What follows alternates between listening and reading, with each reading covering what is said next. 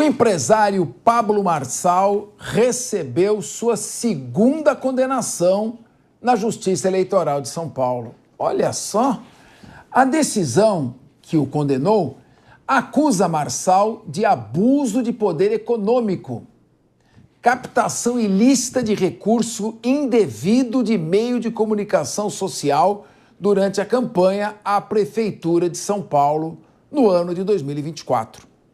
Além disso, ele tomou uma multa de R$420 mil, doída, hein? O Marçal ainda pode recorrer da decisão. O atual caso, que é movido pelo PSB, envolve o canal de Marçal na sua rede social, que é o canal Discord, durante a eleição. Na plataforma de mensagens, o Pablo Marçal chegou a organizar campeonatos com prêmio em dinheiro para usuários que gerassem o maior número de visualizações de conteúdo em seu favor. Procurado, o empresário Pablo Marçal afirmou que essa decisão é temporária e que cumpriu todos os requisitos legais durante a campanha.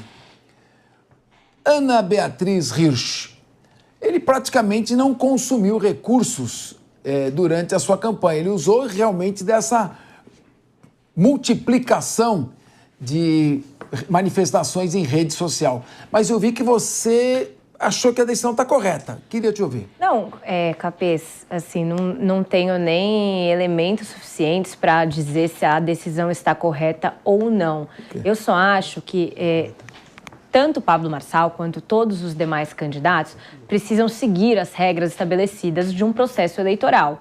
E isso inclui uma série de limitações para não haver um desequilíbrio exacerbado entre os candidatos. Eu, por exemplo, já discuti isso algumas vezes aqui, eu acho até injusto que a gente tenha um processo eleitoral com a divisão de tempo de televisão e rádio da forma que é feita, com a própria questão da reeleição, porque a gente acaba tendo candidatos que já são muito mais conhecidos porque já estão no poder do que outros, então a gente não consegue fazer uma renovação política real diante dessas, como é que eu coloco?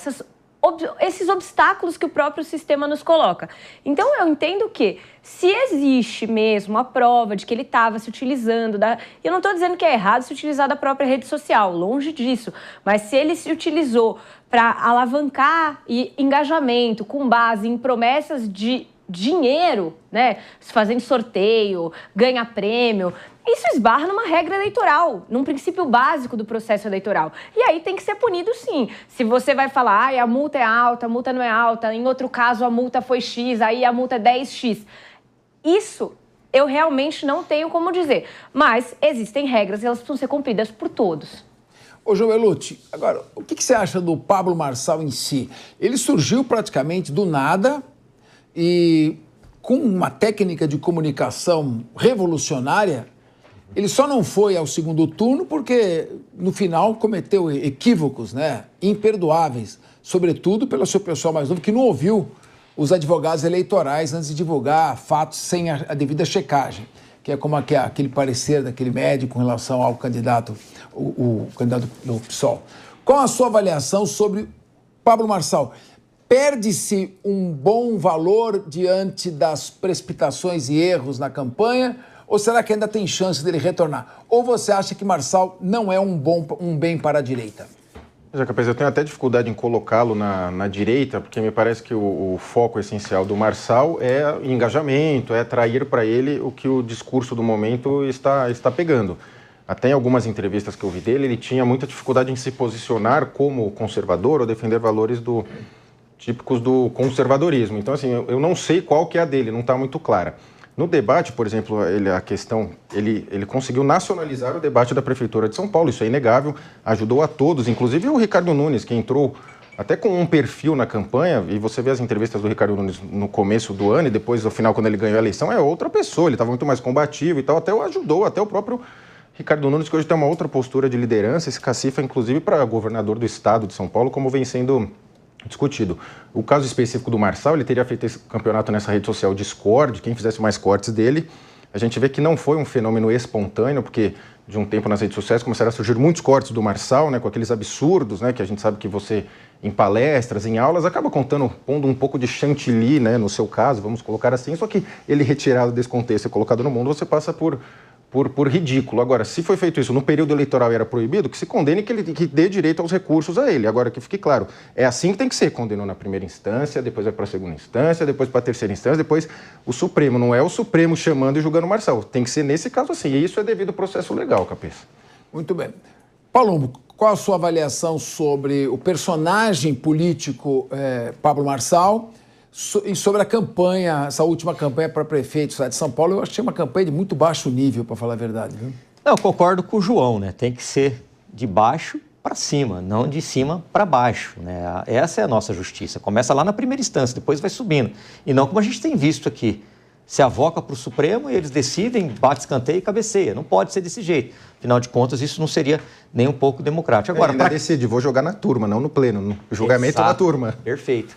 Exato. Agora, para quem já foi candidato, sabe que a justiça eleitoral é implacável. Para quem é policial, é muito pior que a corregedoria. E os policiais temem, sim, a corregedoria. E o candidato que já foi candidato teme, sim, a justiça eleitoral. Se você comprar um copo de água, você tem que justificar isso. Eu não usei fundo partidário nas minhas campanhas, Capês, nem de vereador, nem de deputado. E mesmo assim, fui questionado perante a justiça eleitoral, como que eu estava pagando os panfleteiros de determinada cidade. Eu falei, o dinheiro da minha família, que é o que está lá, tudo imposto de renda. Mas para vocês verem o nível que eles são, eles procuram pelo em ovo. E se você fizer xixi fora do pinico, você vai ser punido. Não tenha dúvida disso. É o que aconteceu com ele. Se ele jogou fora das 4 linhas, ele vai tomar punição e não tem o que fazer. Guilherme Mendes, você vai falar sim. Você, inclusive, tem conhecimentos na área eleitoral. Você fala o que você puder falar. Sem dúvida. Será que a justiça eleitoral não interfere demais no processo de escolha dos candidatos? O protagonismo que tinha que ser dos candidatos passa a ser dos juízes eleitorais? Ou você não concorda com isso? Você que trabalhou por lá. Juiz, Capês, a Justiça Eleitoral tão somente aplica as leis eleitorais. Então, quer dizer, se há alguma perda de protagonismo dos agentes políticos perante a sociedade, isso se deve aos próprios agentes que fazem as leis, não é? Então, muito se questiona sobre a lei da ficha limpa, muito se questiona sobre as formas de financiamento das campanhas políticas. Agora, quem determina essas regras são os próprios parlamentares, na medida em que eles disciplinam como se dá, inclusive, o calendário eleitoral. Então, o judiciário, a gente tem colocado aqui muitas responsabilidades ou muitas culpas, para usar um termo religioso, né, no judiciário, mas veja, se cada um dos seus poderes fizer o seu trabalho da forma como tem que ser feita, com competência, com lisura, com imparcialidade e respeitando as leis, o judiciário não vai nunca se manifestar. Ele se manifesta quando o trabalho é mal feito. E quando o trabalho é mal feito, não por uma questão política de opinião, quando ele é mal feito contra a lei. A gente cansa de ver, por exemplo, projetos de lei que vão contra a Constituição, que vão contra os princípios da moralidade administrativa e, no entanto, são protocolados por quê? Porque um determinado candidato quer ganhar like ou porque ele desconhece os princípios que regem uma lei, que é a universalidade, a impessoalidade, a questão do marco temporal. E aí você entra lá com um projeto, alguém vai, questiona o projeto no judiciário. Agora, por que esse questionamento acontece? Porque a lei é mal feita. As boas leis, aquelas que cumprem os princípios, que seguem as boas normas do direito, não são questionadas. Da mesma maneira, os atos administrativos que muitos dos agentes públicos tomam de forma equivocada. A gente discutiu aqui há umas 4 ou 5 semanas a questão do prisômetro lá na zona que você entrava aqui numa área... Não, prisômetro, né? Que era numa área tombada. Então, quer dizer, faz parte daquele que acredita que a lei não está sendo cumprida, recorrer ao judiciário, assim é o Estado Democrático de Direito. E ele vai analisar, não está cumprindo, dar-se uma ordem de revogação ou então de prisão, o que quer que seja. Se está cumprindo, o judiciário não entra nessa questão.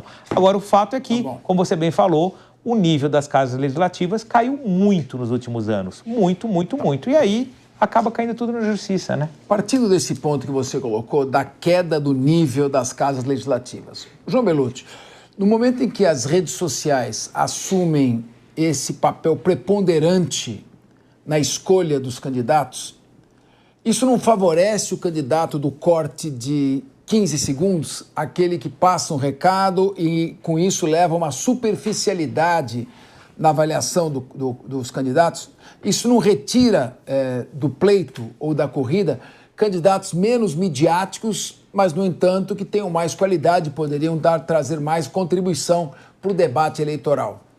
Como é que você vê isso? Não, com toda certeza concordo com a sua colocação, Capês, e a gente vê também que tem algum debate, né, entre cada pessoa de um espectro ideológico, e depois saem os recortes, aí se você for ver o recorte de um, você acha que essa pessoa ganhou o debate. Se você for ver o recorte do outro, você acha que o outro ganhou. Até o encadeamento das cenas, dos frames, vai sendo colocado sempre no intuito da mitada, né, da chamada mitada, da humilhação do outro, cada um o seu recorte lá do lado. Tanto que até o debate depois dava mais... O debate tinha dado bastante audiência com o Pablo Marçal, mas os recortes, então, nem se falam. Agora, acho sempre questionável a Justiça Eleitoral se intrometendo. Acho que quanto menos leis, menos portarias, melhor. Porque a Justiça Eleitoral, ela cria as portarias, as regulamentações, e depois ela própria julga, o que é esquisitíssimo, assim, é uma coisa bastante pitoresca na legislação brasileira que a gente tem dificuldade em encontrar paralelos mundo afora. E também acho que é uma culpa muito grande a gente jogar no Congresso baixo nível do Congresso, que ele é reflexo da sociedade. Se é um baixo nível do Congresso, é um baixo nível na sociedade brasileira também. Basta você ver, às vezes as pessoas têm dificuldade de comunicar ideias, de fazer testes de matemática, então nem se fala, a gente vê a educação brasileira nos testes do PISA, está cada vez menor, então assim, há um baixo nível geral e muitos estudos apontam, inclusive, queda de QI, né, das gerações atuais, Capês. Paulo, o que você acha? Não, a gente fala assim do nível baixo do Congresso. Quando é que foi bom? E fala a data que foi bom. Sempre foi a mesma coisa, reflexo da sociedade. Lá tem de tudo. Lá tem de tudo que é do povo. Afinal de contas, nós somos do povo, não sou de Marte. Recebemos voto de quem? Do povo. E nós somos colocados lá por quem? Pelo povo. Então agora fala assim, o nível do Congresso é baixo. Tá, mas fala a data que foi boa, que eu não lembro de uma data que foi boa. Para mim sempre foi desse jeito aí. Ou seja, o eleitor, então, ele tem que escolher um pouco melhor. Porque você pode perguntar aí para qualquer eleitor, aí sai aqui na Paulista e pergunta quem que ele votou para vereador, para deputado. A maioria fala, não lembro. Eu vi, ninguém me contou, aqui na Brigadeiro Faria Lima, perto da Paulista, uma pessoa pegando um panfleto, eu era candidato a vereador, pegando panfleto, acho que eu vou votar nesse aqui. Eu falei, não, minha senhora, pelo amor de Deus, não faça isso. Esse é o nível, entendeu? Só que isso acontece em todos os lugares. Isso não é coisa de sertão, não é coisa do interior. Acontece aqui em São Paulo. Inclusive, a compra de votos. Inclusive, eleitores que chegam para o candidato, como chegaram para mim, e falaram assim, se você me dá um saco de cimento, tijolo e telhado, eu voto em você, minha senhora. Eu não sou pedreiro, nem engenheiro, não vou te dar absolutamente nada. No começo eu ficava com raiva, Capê. Depois eu vi que é normal. Então você me dá uma churrascada. Eu falei, como que eu vou te dar uma churrascada, pai? Eu não tenho dinheiro nem fazer minha campanha. É esse o nível. Depois, essas pessoas que têm muito dinheiro, você acaba se elegendo, Aninha. Não, mas aí... Ana Beatriz. Tem uma questão aqui, ouvindo a fala do Palumbo, que eu acho que é fundamental e às vezes a gente muitas vezes esquece dela.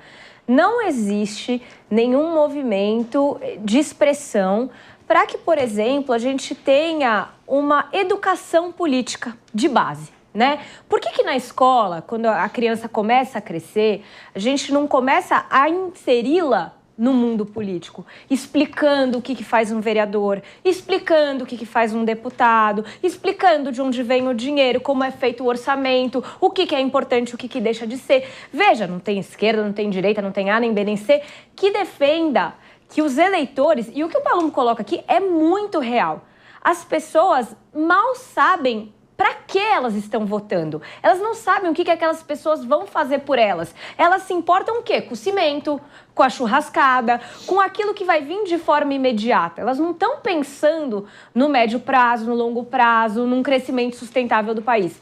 Então, eu acho que é dever do Estado explicar e esclarecer para as pessoas desde pequenas, desde cedo. E veja, aqui no Brasil, o voto ele é obrigatório a partir dos 18 anos, mas quem quiser pode tirar título de eleitor desde os 16. Antes disso, esses adolescentes precisam saber o que é a política, como funciona, para que serve, para então a gente conseguir falar em qualidade melhor dos nossos representantes. Porque eles vão ter sido eleitos com clareza de quem votou neles, e não simplesmente por causa de um panfleto ou do que ofereceu ou deixou de oferecer.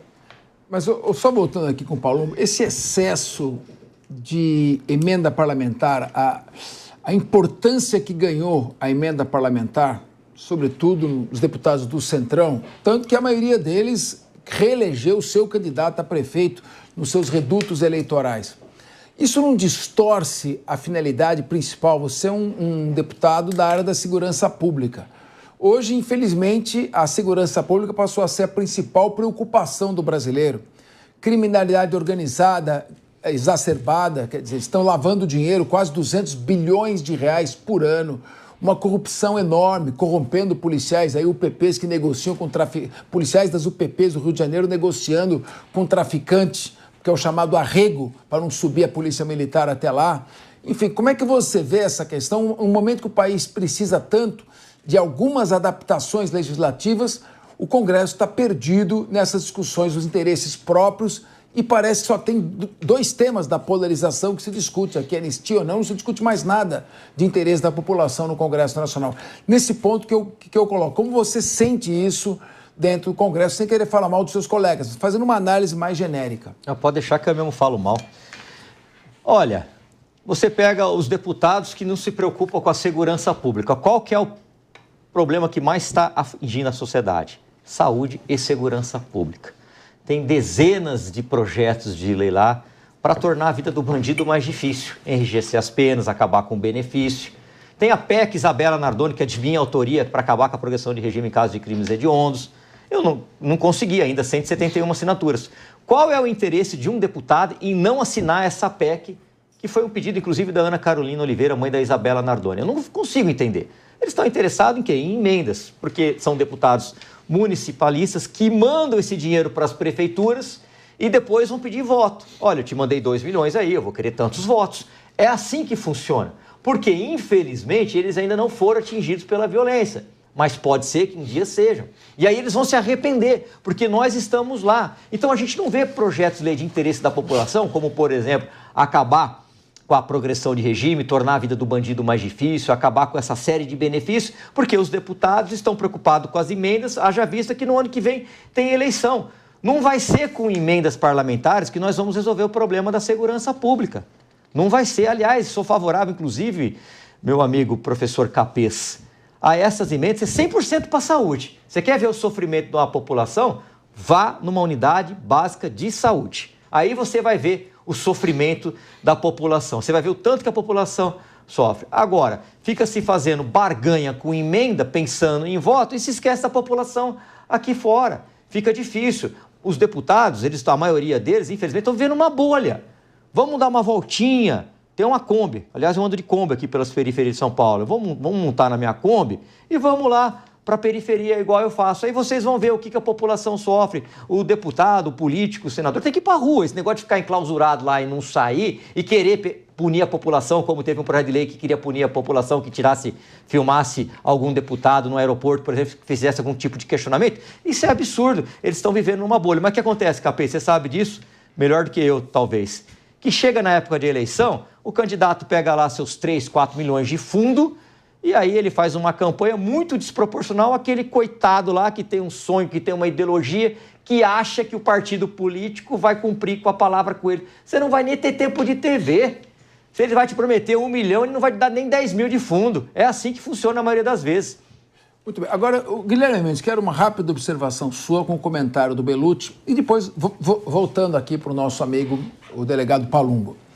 O voto distrital não seria uma forma de fazer com que o eleitor tivesse maior controle sobre a atuação do seu parlamentar? Porque nós estamos vendo deputados que enviam emendas parlamentares para outro estado, para a unidade da federação, onde eles sequer têm voto. E emendas parlamentares ligadas muitas vezes a contratos arranjados com empreiteiras dos próprios parlamentares ou desvios em ONGs suspeitas que não têm transparência na gestão dos seus recursos. Como você vê a questão do voto distrital como uma forma de exercitar um controle maior do eleitor? Capês, a questão do voto distrital, do ponto de vista teórico, ele traz ganhos e perdas, né? Aliás, como tudo na vida. O ganho seria isso que você falou, a proximidade do eleitor com o seu representante, já que os eleitos, para você que está em casa entender, você dividiria, por exemplo, o estado de São Paulo em uma série de distritos e cada um daqueles distritos elegeria uma quantidade X de deputados, para falar aqui exemplo dos deputados. Essa é uma vantagem? É uma vantagem. A desvantagem, o afastamento da discussão de temas globais, temas gerais que não afetam tão somente um pequeno território. Então, essa seria a desvantagem, e a vantagem é a proximidade, como você bem falou. Mas, tirando fenômenos eleitorais aqui como o Palumbo, que tem muitos votos e votos espalhados, para falar aqui no estado de São Paulo, por praticamente todos os municípios, já acaba acontecendo algo meio parecido.